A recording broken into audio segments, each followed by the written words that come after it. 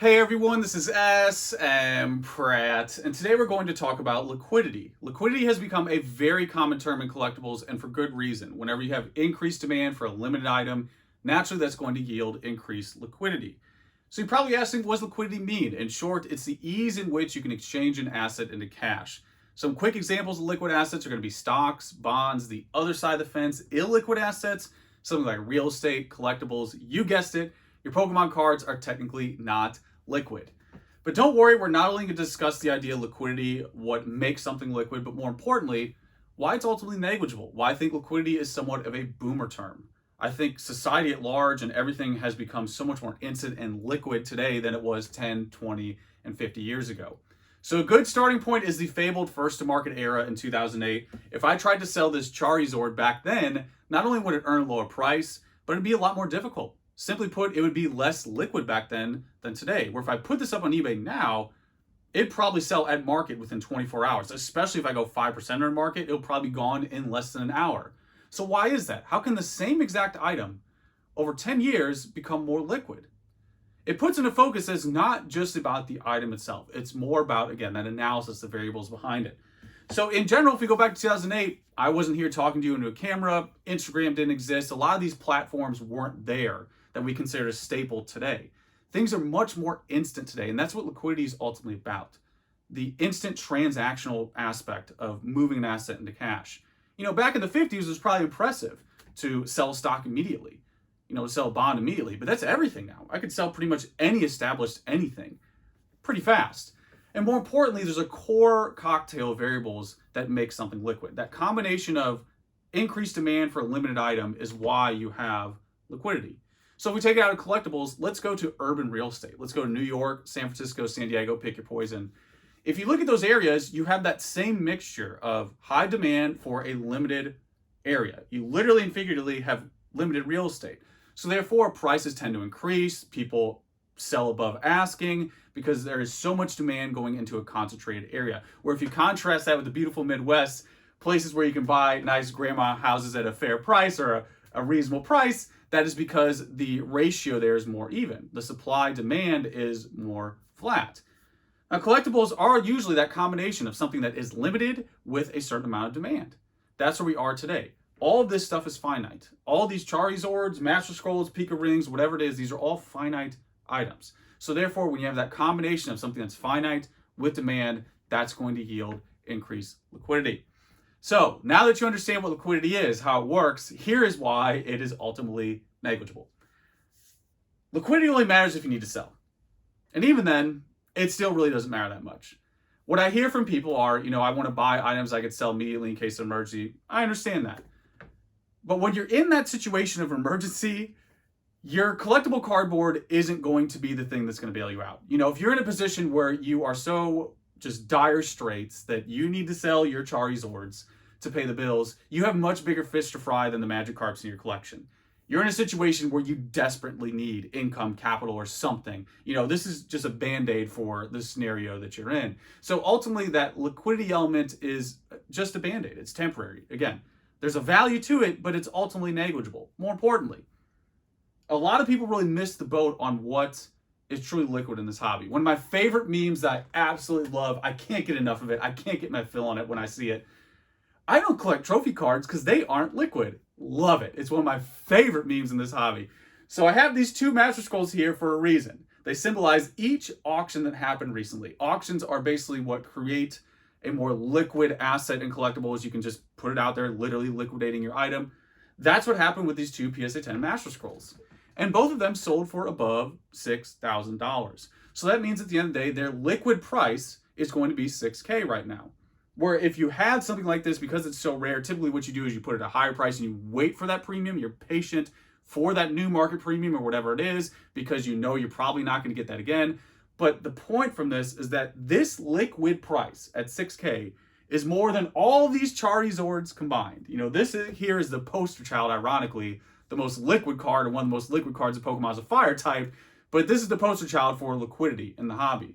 And ultimately, if you bought a couple of these or a few of these, you're still going to have less capital return than you would on something like your scroll. And I think a lot of people miss that.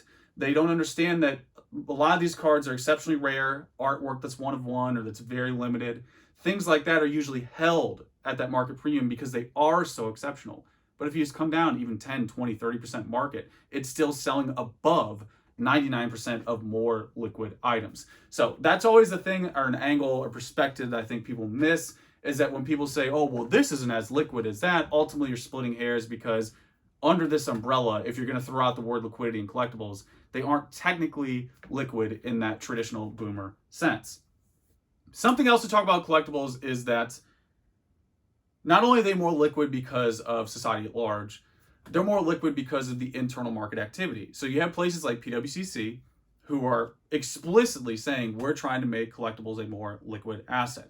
And they show exactly everything. They step by step explain the process of buying an item, holding an item. When you sell it, they put it through auction. That's, the way to liquidate it. It hits whatever price it earns. And this is the process of keeping things liquid, that transactional element. So if we go back to liquid assets that everyone, Zoomers and Boomers, agree on, stocks and bonds are simply liquid because there's so many people trading them.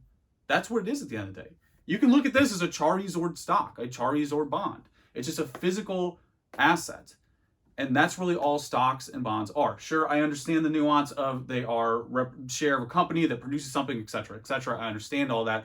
But ultimately, it's people choosing to put their money into something. And because there's so much market activity in that, that's why they are so liquid.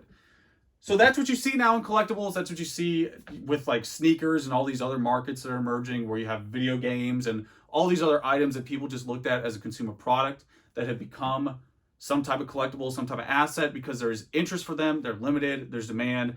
That combination is going to create liquidity. Lastly, where I want to leave this is, regardless of any up and down, I know the market's crazy volatile right now, you're always going to have a level of liquidity no matter what. Going back to 2008, we can't, entropy is one way, we can't go back to 2008. When people talk about, are things going to ever go back to 2008 prices? No, there's no way. And why that's never going to happen is because you can't just eliminate, social media. You can't eliminate all these devices and technology that has pushed us in a direction, that's just impossible to reverse. More importantly, the amount of discretionary income and growth in the hobby isn't going to be entirely reversible. Even if you want to be like a madman and a super, I don't even know, like anarchist, and say that, there's going to be a 50% drop in everything, that's still significantly higher than what it was in 2008. We're like hundreds times greater than what we were in 2008 in every sense, in market participation. Everyone points just to prices, but they miss the big picture, that why prices are the way they are. It's just the mathematical endpoint of all this activity behind the scenes. So with that said, I'm just trying to contextualize why liquidity at the end of the day is just one element. It's one thing to consider. You'll probably hear people throwing fear at you because they want to, pretend that their item is more liquid, but ultimately it only matters if you need to sell. And again, even in that scenario where you need to sell, it's just a Band-Aid. If you truly need to sell your collectible cardboard to get by, you are in a much more dire scenario than what your cardboard is going to do for you. Like, that's just a Band-Aid. Like, you seriously need to sort it out. If you are like at the point where you have $0 and only a couple Charizards, this isn't your problem. You have a bigger thing to solve than just your Charizard. So hopefully that gives you the perspective that I see lacking at times for liquidity, because it ends up being this pissing contest for something that isn't really that relevant. Again, 10 years ago, 20 years ago, 50 years ago, absolutely. It was much more difficult to sell this stuff. You didn't have the platforms. Where today, you can just literally post this on any social media platform and just ask a little bit under market, and it's out the door. So there it is. That's the reality of what we're in today. And that's analogous to stocks too. When you sell a stock, a bond, or whatever it is, when you sell items and say, okay, this stock is at $100 right now, I want to either sell it 100 or 95. That's how it works. It's the same exact process. The only difference is it's a physical item. The reasons why people collect, or the demand might be different, but the same general combination of demand for a limited item yields increased liquidity. You're seeing it in collectibles. I think it's here to stay. Even if you have market volatility, sure, you might have a 50% drop in a crazy scenario. That's still much higher. Kind of like the index fund analogy. If you had a 50% drop today in the S&P, that's still much higher than what it was in 2008. The same is true for collectibles. So there it is, guys. You know the deal. Let me know how you feel. Hopefully this was useful, and that's pretty much it. Till next time.